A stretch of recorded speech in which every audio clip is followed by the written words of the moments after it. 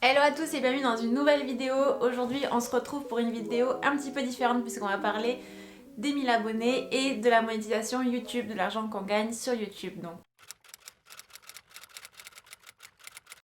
Donc j'ai atteint les 1000 abonnés fin octobre cette année, du coup c'était l'année dernière 2022. Et je me suis dit que j'allais vous partager mon expérience. Pour rejoindre le programme partenaire de YouTube et donc activer la monétisation sur vos vidéos, il faut avoir 1000 abonnés et ensuite il y a deux options. Soit vous cumulez 4000 heures de visionnage sur les 12 derniers mois, soit 10 millions de vues sur vos shorts, donc vous savez les petites vidéos format réel TikTok, qu'a introduit YouTube il y a peu de temps. Donc il faut 10 millions de vues sur 90 jours il me semble. Je me suis dit que j'allais vous partager mes chiffres en toute transparence, ça pouvait intéresser ceux qui ne font pas encore partie du programme partenaire de se faire une idée à peu près de combien on peut gagner, même si ça va dépendre vraiment de chaque chaîne, de chaque sujet, de la personne, c'est une femme, un homme, enfin il y a vraiment plein de critères qui rentrent en compte, mais ça je vous expliquerai après. Petit retour d'expérience, donc moi ce qui m'a pris le plus de temps, c'est pas les 4000 heures de visionnage, puisque je les ai atteints assez rapidement. Donc 4000 heures sur les 12 derniers mois, hein, pas au global sur la chaîne. Mais c'est vraiment les 1000 abonnés, ça m'a pris pas mal de temps. Tout simplement parce que j'ai une chaîne voyage et donc il y avait plusieurs facteurs qui ont fait que j'ai mis du temps. J'ai pas publié une vidéo par semaine, je sais qu'en publiant une vidéo par semaine, je serais arrivée beaucoup plus vite aux 1000 abonnés. Là j'ai publié, alors au début c'était une vidéo tous les 3-4 mois. En fait, au début, j'avais pas dans l'idée d'arriver aux 1000 abonnés. Le but, c'était juste de partager des conseils, de partager un petit peu les voyages. Voilà, ça pouvait vous aider à préparer des voyages. Et après, quand je commençais à voir le nombre d'abonnés augmenter, 500 abonnés, tout ça, je me suis dit, ah, bah, ça pourrait être cool quand même d'arriver aux 1000 abonnés. Mais c'est vrai qu'au début, c'était pas du tout le but d'arriver aux 1000 abonnés. Donc, bah, je postais quand j'avais envie, quand j'avais le temps. Quand j'avais du contenu aussi, puisque bah, on voyage pas non plus toutes les semaines. Donc, une vidéo par semaine, il faudrait voyager beaucoup pour publier ça ou faire sur d'autres sujets, ce qui moi n'était pas mon cas puisque je faisais uniquement des vlogs voyage.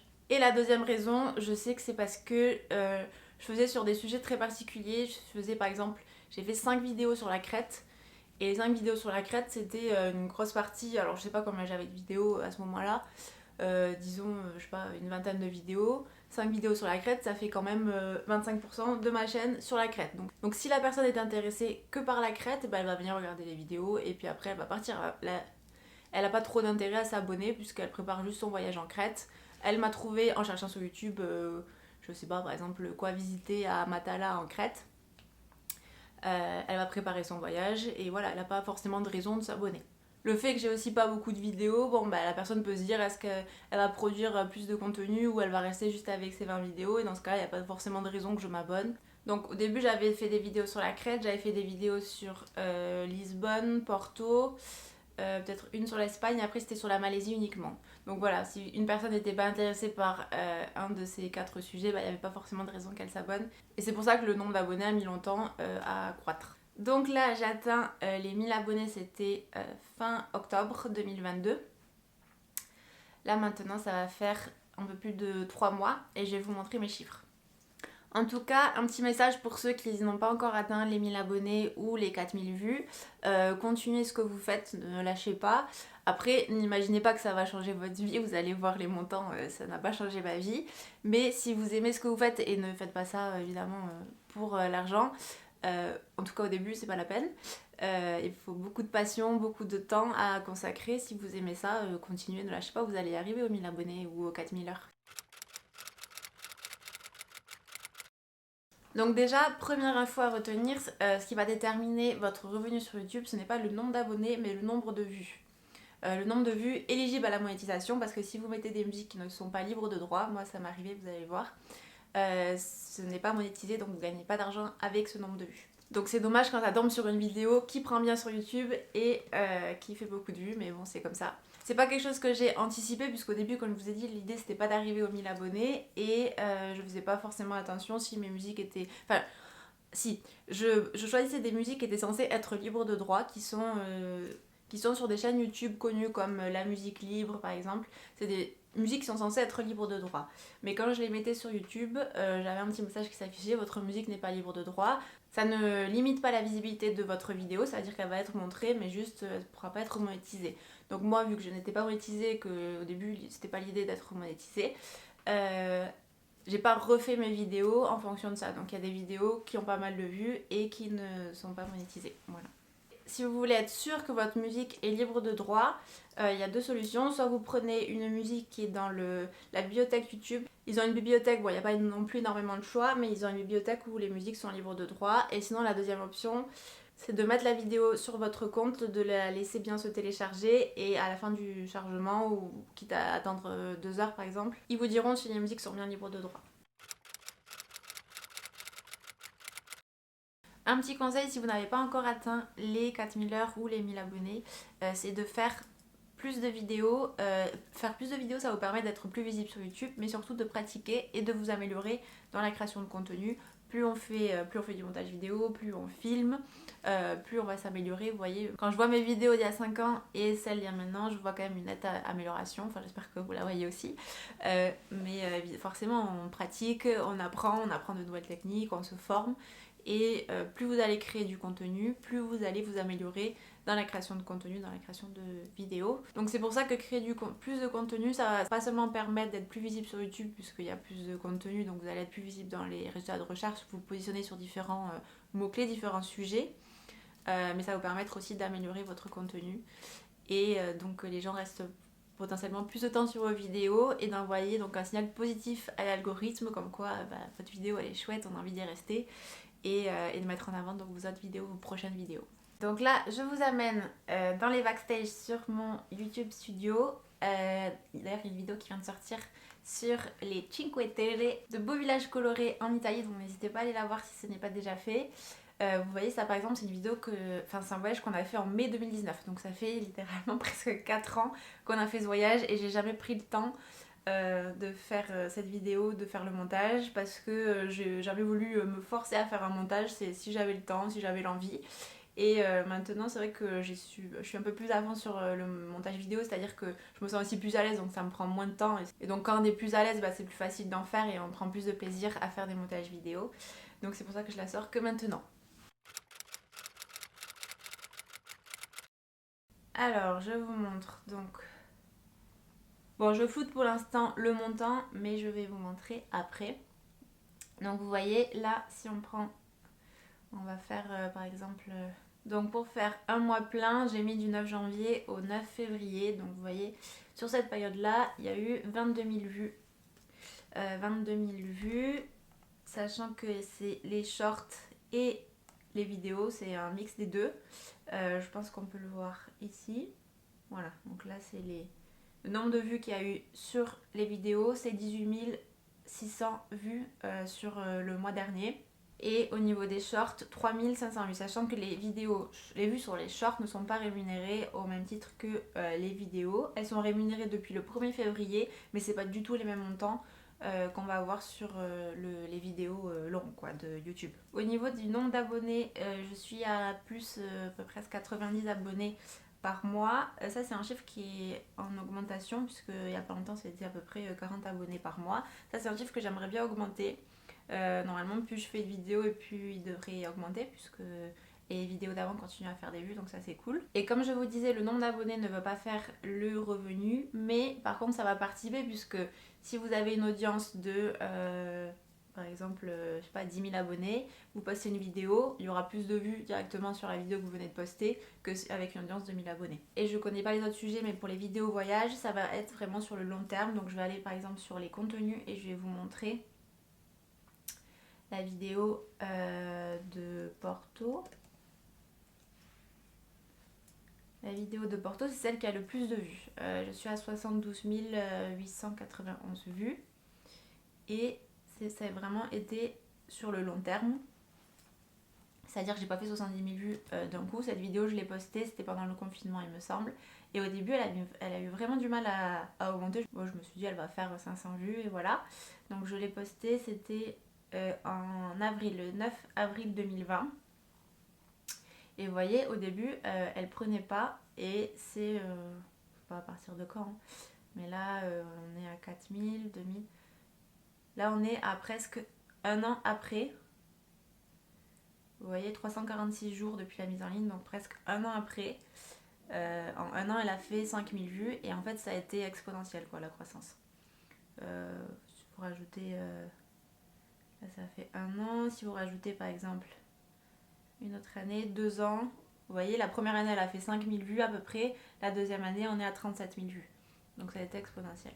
Et ça, c'est grâce au taux de clic par impression, c'est-à-dire que la miniature a sûrement donné envie de cliquer. Cette miniature a bien fonctionné, puisque je suis à 11,5%. Ça veut dire que sur toutes les personnes qui voient cette miniature, il y a 11,5% qui ont cliqué sur cette miniature pour voir la vidéo. La miniature joue beaucoup, vous pouvez faire une super vidéo, si la miniature ne donne pas envie, les gens ne vont pas cliquer. Et là, si on descend, on va voir d'où viennent les gens. Vous voyez, il y a 77% qui viennent de la recherche YouTube.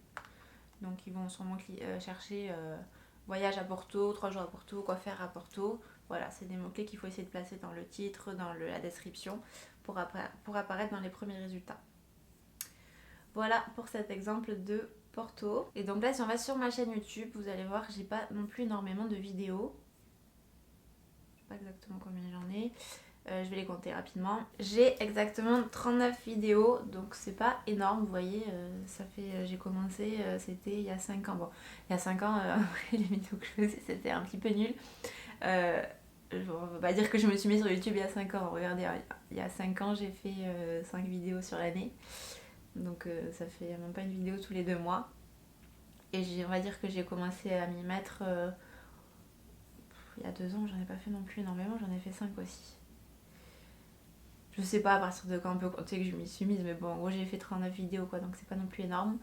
Et il suffit qu'il y ait quelques vidéos qui prennent, et puis bon, votre nombre d'abonnés peut bien augmenter aussi.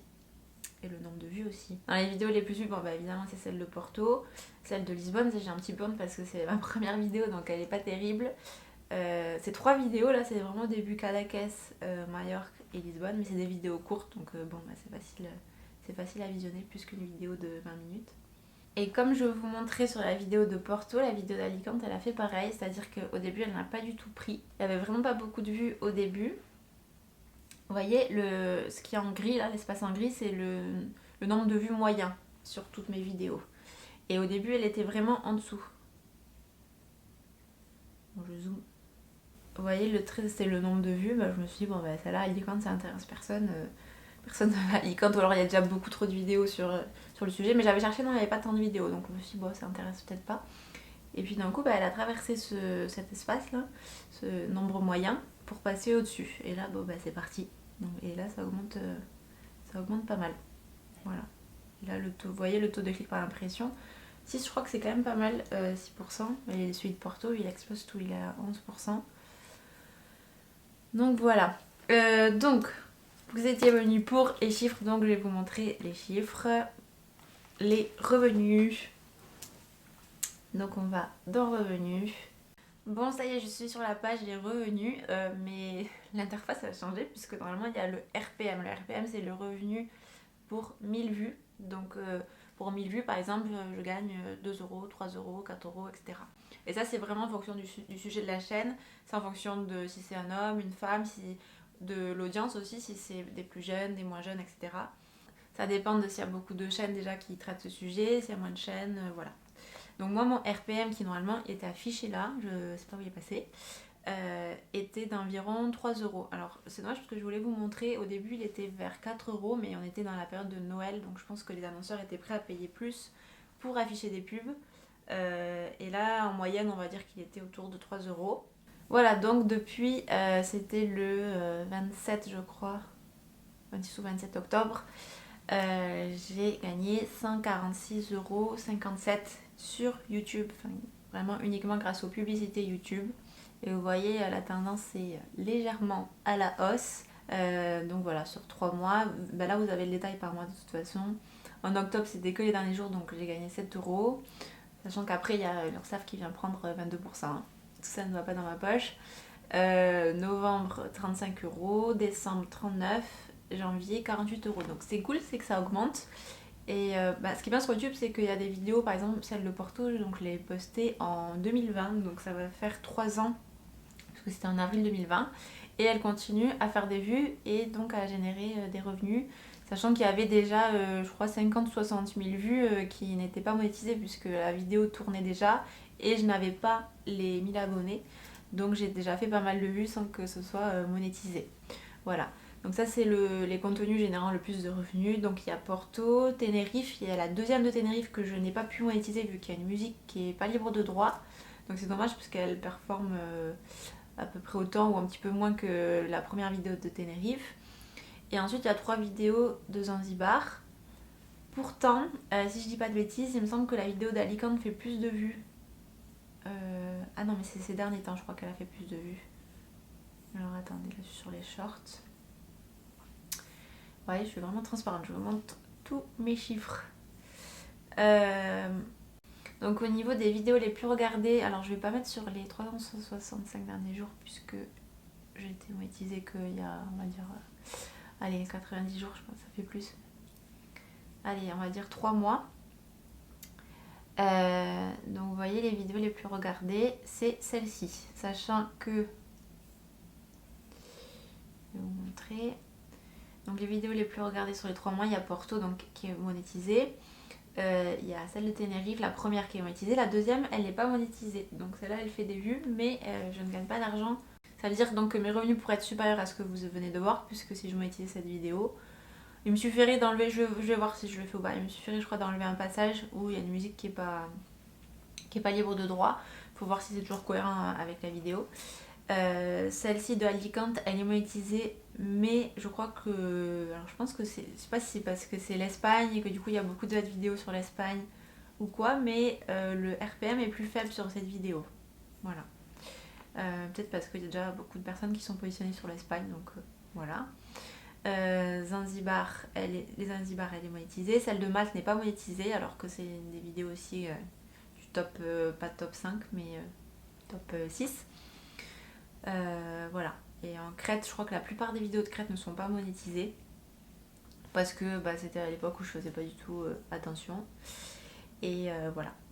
Et les dernières vidéos de Turquie, pour l'instant, elles prennent pas trop, elles mettent un peu de temps à décoller. Donc. Voilà, donc vous savez tout sur mes revenus YouTube, mes petits revenus YouTube. Mais bon, c'est cool pour un début. Je pensais pas qu'avec 1000 abonnés, j'allais pas dire que je pouvais avoir autant, mais si, enfin je pensais, je me disais bon 15 € par mois peut-être, et en fait ça augmente en plus, donc c'est cool. Si les vidéos continuent à tourner, que moi j'en publie plus, ça peut faire que augmenter. Voilà, après peut-être que celle de Porto, au bout d'un moment elle va s'arrêter, parce que ça fait quand même 3 ans qu'elle tourne et qu'elle tourne bien, donc je sais pas. Dites-moi dans les commentaires, vous, si une vidéo voyage qui date de 3 ans, vous la regardez toujours ou pas. Moi, 3 ans, oui. Après, 4-5 ans, ça commence à faire. Je me dis, il y a des infos qui doivent plus être d'actualité. Après, bon, la ville, normalement, n'a pas changé tant que ça. C'est plutôt les prix, là. En plus, avec l'inflation, les prix ont vachement changé. D'ailleurs, quand j'ai publié celle de Pise des Cinque Terre, désolée pour la prononciation, je parle pas italien. Quand j'ai fait le montage, j'ai mis une petite astérix. Attention, cette vidéo date de 2019. Les prix ne doivent plus être les mêmes puisque je parlais des tickets de train pour aller d'un village à l'autre. Je pense que les prix, entre la Covid, l'inflation, tout ça, je pense que les prix ont bien changé depuis. Donc pour pas vous donner de fausses infos en mode c'est 4 € le billet, en fait maintenant il est à 10 €, on sait jamais. Et c'est pareil pour les hôtels à chaque fois. Je vous mets les liens en barre d'infos et il y en a qui m'écrit des mails, Mélina c'est pas du tout des prix là, à Zanzibar t'as payé 40 €, nous maintenant la nuit elle est à 100 €. Ça dépend de plein de facteurs, mais ça dépend de la période à laquelle vous y allez. Nous on était allés en 2021, c'était quand les voyages commençaient à reprendre. Mais c'est vrai qu'il n'y avait pas énormément de touristes, donc forcément qu'ils ont dû baisser les prix, et les prix ne correspondent pas forcément. Voilà, bref, je m'égare, j'espère que cette vidéo vous a intéressé. Si c'est le cas, n'hésitez pas à mettre un pouce bleu, ça m'encourage à faire d'autres vidéos, ça fait remonter les vidéos. Et si je vois que cette vidéo vous intéresse, je pourrais vous en faire d'autres sur ce sujet un petit peu plus tard, quand les chiffres auront évolué.